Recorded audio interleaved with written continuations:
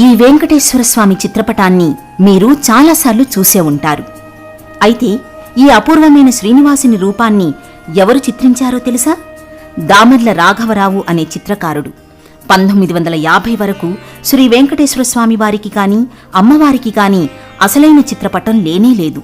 శ్రీవారిని బొద్దుగానో బక్కగానో పటాలు గీయించి అంగళ్లలో విక్రయించేవారు.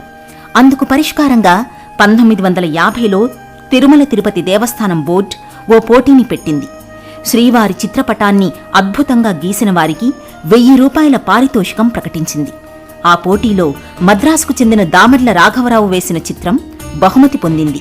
ఆ ఫోటోనే తిరుమల తిరుపతి దేవస్థానం ఇప్పటికీ క్యాలెండర్లతో పాటు వివిధ రీతుల్లో ప్రచురిస్తోంది. 1953లో తిరుచానూరు అమ్మవారి చిత్రపటం పోటీ పెట్టగా బెంగళూరుకు చెందిన ఎస్ఎస్ఎస్ అయ్యంగార్ గీసిన చిత్రం ఎంపికయ్యింది. ఆ తర్వాతి కాలంలో 1959, 1972, 1975 సంవత్సరాల్లోనూ పోటీలు నిర్వహించగా ఎవ్వరూ విజేతగా నిలవకపోవడంతో దామర్ల రాఘవరావు గీసిన చిత్రాన్ని ఇప్పటికీ వినియోగిస్తున్నారు.